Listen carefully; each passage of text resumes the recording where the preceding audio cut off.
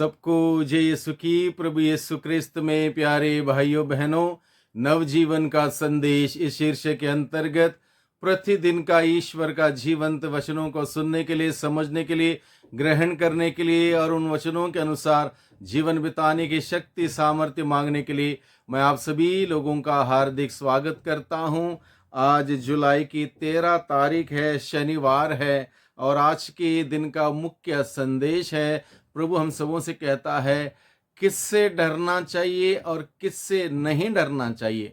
बहुत बार हम लोग जहाँ नहीं डरना चाहिए वहाँ पर नहीं डरते हैं, जहाँ नहीं डरना है वहाँ पर डर जाते हैं। इसलिए प्रभु आज के सुसमाचार के द्वारा हम सबों से बातें करता है अपने वचनों के द्वारा, और हम सबों को सिखाता है किन किन बातों से, किन किन चीज़ों से या किन लोगों से हमें डरना चाहिए और किससे हमें नहीं डरना चाहिए। ये बात प्रभु हमें सिखाता है। आज का सुसमाचार है संत मत्ती के द्वारा रचित सुसमाचार अध्याय 10 पद संख्या 24 से 33 का प्रसंग है।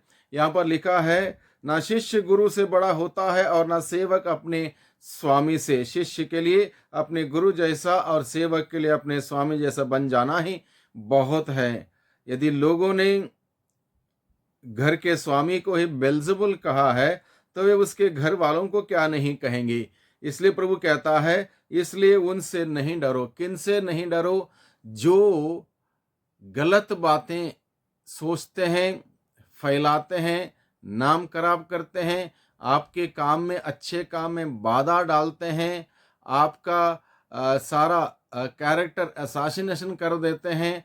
इस प्रकार से लोग जो आपके पीछे पड़े हैं, आपके ताक में हैं, उनसे मत डरना। जब तक तुम सही रास्ते पर हो, जब तक प्रभु के बताए हुए मूल्य और सिद्धांतों के अनुसार जीवन बिताते हो, जब तक सच्चाई और सच्चाई के मार्ग पर तुम चल रहे हो, तुम्हें इन सभी लोगों से जो विरोध करते हैं या बताते हैं या जताते हैं या बाधा डालते हैं, इनसे डरने की जरूरत नहीं। क्योंकि प्रभु यीशु अच्छे कार्य कर रहे थे।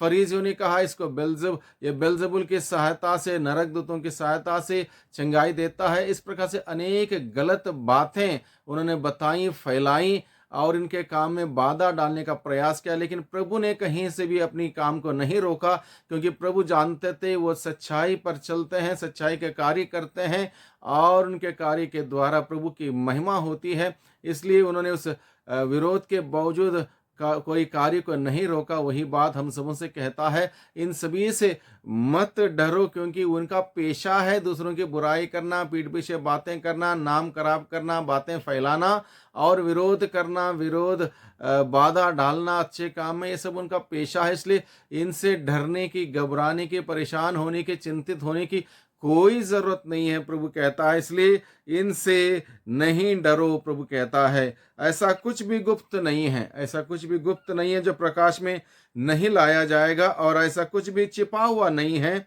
जो प्रकट नहीं किया जाएगा। यानी कि ऐसा कुछ भी ऐसा ना गुप्त होगा ना छिपा हुआ होगा जो प्रकाश में नहीं आएगा। इसलिए इन सभी बातों से मत डरो। जो बातें छिपी हुई हैं, गुप्त हैं, वो बातें प्रकट हो जाएंगे। सब कुछ, सभी बातों का अनावरण हो जाएगा। चाहे हम लोग दुनिया के सामने, लोगों के सामने, किसी के सामने कितना मर्जी हम छिपाएं या गुप्त रखें, सीक्रेट रखें, कोई भी सीक्रेट नहीं रहेगा। हम सबों के हर व्यवहार को, सोच को, बातों को, सबको जानने वाला वो ईश्वर अपने ही समय में सब कुछ अनावरण कर देगा। इसलिए कुछ भी छिपा हुआ नहीं, गुप्त नहीं, प्रभु कहता है। इसलिए मत डरो कि आपको रोका गया या आपका नाम खराब कर दिया। कोई बात नहीं, जो जिस प्रकार से ऐसा काम व्यवहार करता है उसका भी एक दिन न्याय होगा। इसलिए प्रभु ने कहा इन सभी बातों से डरने की, घबराने की कहीं से भी कोई ज़रूरत नहीं है। आगे प्रभु का वचन कहता है, जो प्रकट नहीं किया जाएगा, मैं जो तुमसे अंधेरे में कहता हूँ तुम उसे उजाले में सुनाओ। जो तुम्हें फुसफुसाहटों से कहा जाता है तुम उसे पुकार पुकार कह दो। इसलिए प्रभु ने जोर लगाया किससे डरना चाहिए। उनसे नहीं डरो जो शरीर को मार डालते हैं।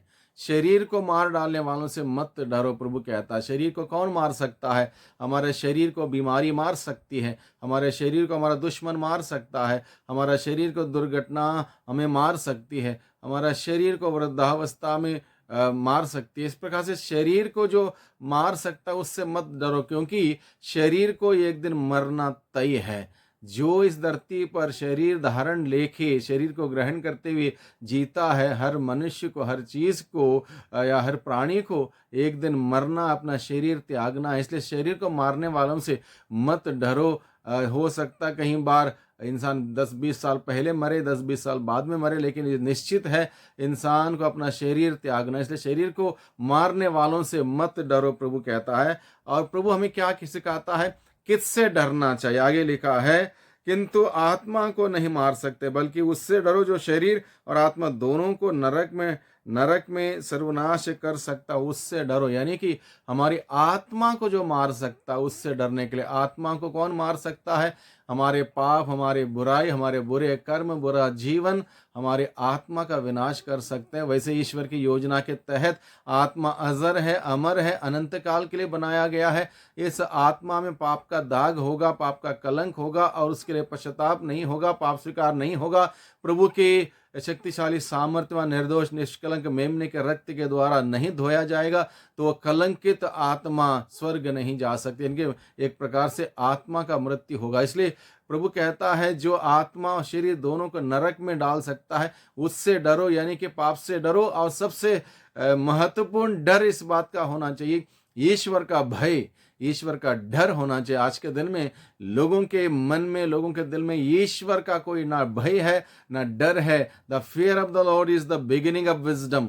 The fear of the Lord is the beginning of wisdom. Bible हमें बताता नहीं कि ईश्वर के प्रति श्रद्धापूर्वक भय ही हमें एक प्रकार से ज्ञान हमें प्रदान करता है। ईश्वर के प्रति श्रद्धा, भक्ति, आस्था और विश्वास उत्पन्न करता। ऐसा भय ईश्वर के प्रति होना चाहिए। अगर ये भय होगा तो हमारे जीवन में गलतियां नहीं होंगी, नहीं करेंगे, दूसरों के काम में बाधा नहीं डालेंगे, बल्कि दूसरों से प्यार करेंगे, दूसरों को माफ करेंगे, दूसरों को तारीफ करेंगे, दूसरों की शाबाशी देंगे, अच्छा जीवन, नैतिक मूल्यों के साथ जीवन बिताने लग जाएंगे। इसलिए हमें डर किस बात की चाहिए? सबसे पहला डर हमारे अंदर होना चाहिए ईश्वर का डर, ईश्वर का भय, श्रद्धापूर्वक भय अगर हमारे अंदर है, हमारा जीवन सही दिशा में आगे बढ़ेगा, हमारा जीवन का भली भांति निर्माण होगा, और जो बहुतायत का, परिपूर्णता का जीवन बिताएगा, वही व्यक्ति दूसरों को जीवन देगा। इसलिए ऐसा जीवन व्यतीत करने के लिए प्रभु हमें बताता है।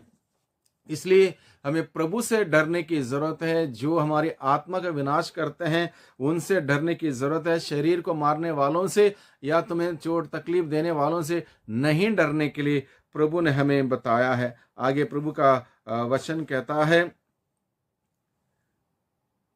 हमारे शरीर का और शरीर के सारे जरूरतों का भी इंतजाम, प्रबंध प्रभु करता। प्रभु ने कहा, तुम्हारे बाल बाल का गिन साक्षी बने, प्रभु की सेवा में हम सभी लगे रह सकें।